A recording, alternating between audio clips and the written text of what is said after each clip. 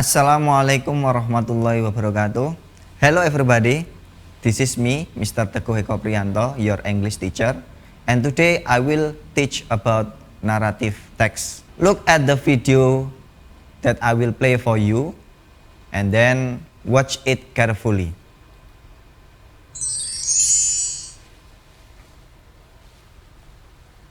Pinocchio.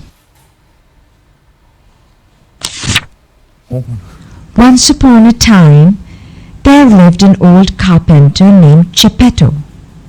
One day, he carved a puppet in the shape of a little boy and named him Pinocchio.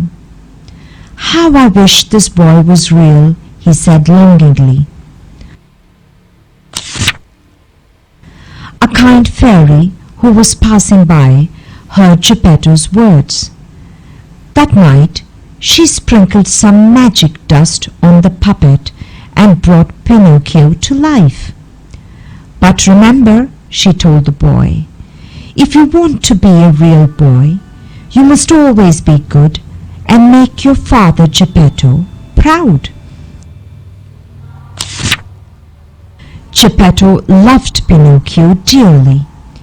He bought books for Pinocchio and sent him to school so that he would become a very clever boy. But Pinocchio was quite naughty. He and his friends used to skip school and play and have fun all the time. When Geppetto found out, he was very angry. "Did you miss school?" he asked. Naughty Pinocchio refused to tell the truth. "No, father, I was in school all day," he lied. Immediately, his wooden nose started to grow long. "Are you telling a lie?" Geppetto asked with a frown. "No, father," he replied, and his nose grew longer again.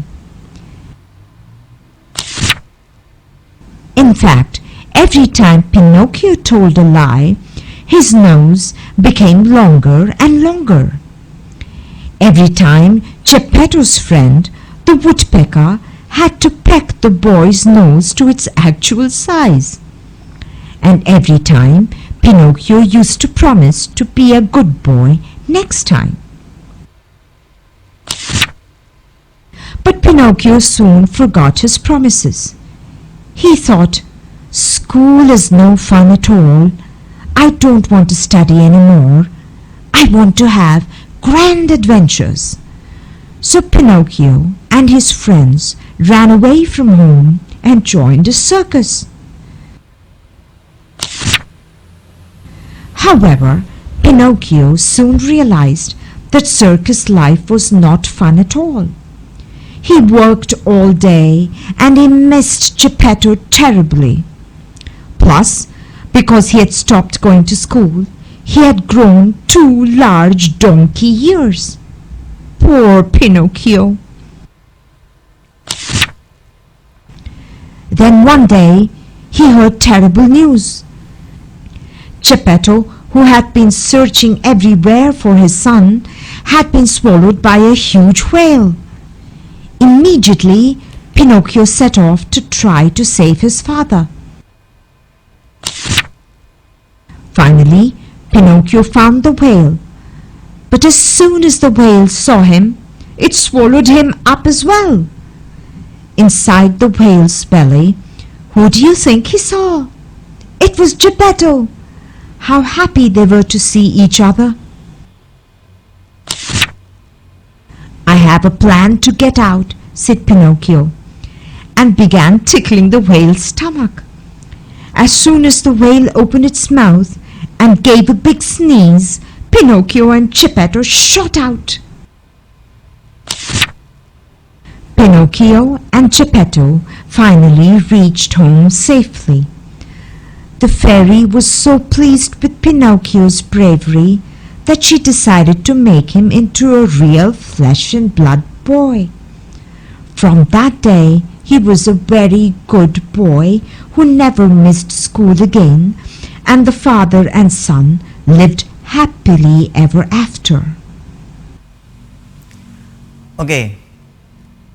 Have you watched the short story carefully? Can you guess what is the story about? Okay, you are right. That is the story of Pinocchio. Jadi itu adalah cerita dari Pinocchio. And I'm sure all of you have known the story of Pinocchio. So, Pinocchio's story is a narrative text. Do you know what is narrative text? Narrative text is a text that is used to amuse or entertain the reader. The content of the text itself is imaginary. Jadi, narrative text itu sebuah karangan yang dibuat oleh penulis yang bertujuan atau berfungsi untuk menghibur para pembaca. Kind of narrative text. Jadi, jenis-jenis narrative text itu ada banyak sekali. The first one is folk tales atau cerita rakyat. Saya yakin kalian tahu jenis-jenis cerita rakyat. The second one is legends or legenda. For example, the legend of Danau Toba, Lake Toba. The third one is fables. Jadi cerita yang mengandung hewan-hewan yang mana mereka bisa berbicara, itu adalah jenis-jenis teks fables. The fourth one is myth atau mitos. Nah, mitos ini sering muncul di kehidupan kita sehari-hari. Biasanya fungsinya untuk menasihati kita untuk tidak melakukan sesuatu dan selalu melakukan sesuatu dengan benar. The fifth one is fairy tales or dongeng. Generic structure of narrative text. Generic structure itu adalah kerangka karangan yang dimana dari kerangka karangan inilah kalian bisa membentuk sebuah teks naratif yang baik dan benar. Generic structure of narrative text is four base. Jadi ada 4 dasarnya. The first one is orientation. Yang pertama adalah orientasi. Pada paragraf orientasi ini kalian memperkenalkan karakter yang akan kalian ceritakan, mulai dari who, siapa karakter-karakternya, when, kapan kejadiannya, and where, di mana kejadiannya. So from this orientation, the writer present the background on who, when, and where of the story. Next, complication. Nah, inilah yang membedakan naratif teks dengan teks-teks yang lain. Pada bagian ini, si penulis itu menunjukkan sebuah masalah yang perlahan mulai muncul, terus ke belakang mulai meningkat dan akhirnya masuk kepada puncak permasalahan yang disebut dengan klimaks. Jadi complication is a sequence of events that lead the characters into a rising problem, and on top of that is a climax. Next, resolution. Nah, namanya masalah harus ada yang namanya solusi. Jadi di sini si penulis menampilkan solusi atau pemecahan masalah yang dihadapi oleh si karakter, yang dimana pemecahan ini sendiri tidak selalu atau tidak melulu berakhir dengan bahagia. Bisa jadi berakhir buruk atau bahkan menyedihkan. So resolution is the way of the problem in the story is solved by the characters. It may ending happily or even sadly. And the last one is reorientation. Reorientation ini bisa saya sebut sebagai kesimpulan, ya, summary of the story. Ini di sini si penulis memunculkan sebuah pesan moral yang secara tersirat pembaca atau pendengar atau penonton bisa menyimpulkannya sendiri, sehingga mereka bisa mengambil pesan moral yang ditampilkan oleh si penulis. So reorientation is the end of the story. The reader can get moral value from the story. Now let's analyze the generic structure of the Pinocchio story. Coba kita analisis generic structure dari cerita yang telah kalian tonton tadi, yaitu Pinocchio. Mulai dari orientation. Nah, seperti yang kalian lihat di layar samping saya ini, di situ ada gambar cerita yang dimana si penulis itu memperkenalkan karakter-karakternya. Seperti yang sudah saya sebutkan tadi, pada paragraf orientation itu ada 3 hal yang disampaikan, yaitu who, when, dan where. Who, siapa? Nah, seperti yang kalian lihat di layar, ada gambar Geppetto dan juga Pinocchio. Itu adalah karakter-karakternya. When, kapan? Di kalimat pertama, kalian bisa baca, once upon a time, itu adalah waktu terjadinya cerita ini. Kalau seandainya kalian bertanya kapan tepatnya, nah namanya ini cerita khayalan atau cerita khayalan awal karangan, maka di sini si penulis tidak memberikan secara spesifik kapan terjadinya cerita ini. Jadi once upon a time kalau diartikan itu pada zaman dahulu kala. Kemudian where, kapan atau di mana terjadinya ini.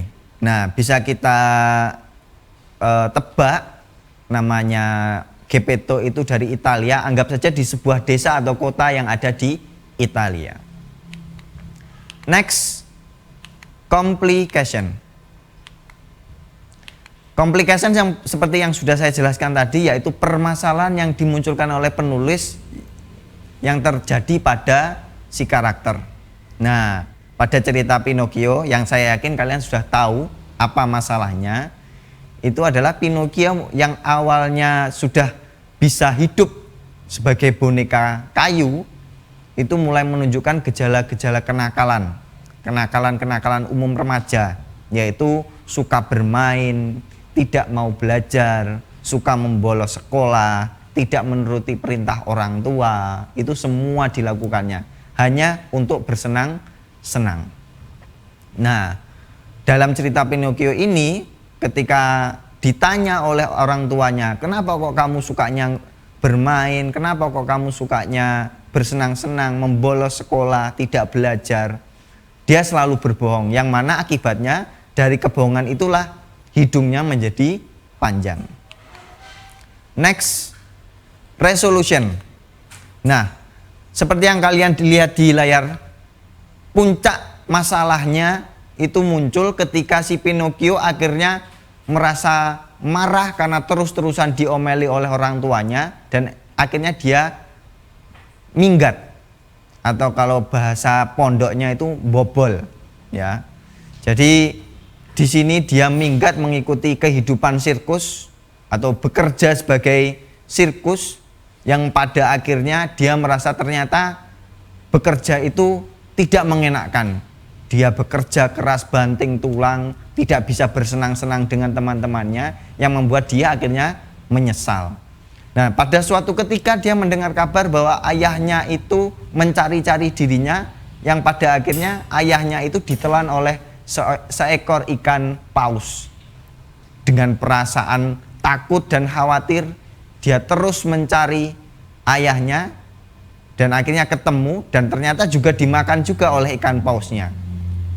Nah, dan akhirnya pada bagian reorientation ini, si Pinocchio berusaha untuk menyelamatkan ayahnya, dan setelah dia keluar dari perut paus tersebut, disitulah ditunjukkan bahwa Pinocchio itu sebenarnya adalah anak yang baik dan perhatian kepada orang tuanya. Dan sejak saat itulah akhirnya Pinocchio benar-benar berubah menjadi anak yang baik. Dia terus belajar, dia rajin ke sekolah, tidak pernah membantah omongan orang tuanya. Nah, dari sini kita bisa mengambil pesan moral, yaitu kita sebagai anak harus selalu tunduk atau patuh kepada orang tua, dan juga ketika saat belajar kita tidak boleh yang namanya membolos atau bahkan tidak mengikuti pelajaran sama sekali. Oke. This is the end of narrative text explanation. Jadi ini adalah akhir dari penjelasan saya tentang narrative text. I hope you all understand what I have said. Saya harap kalian semua memahami dan juga mengerti apa yang sudah saya jelaskan. Thanks for watching and see you. Assalamualaikum warahmatullahi wabarakatuh. Bye bye.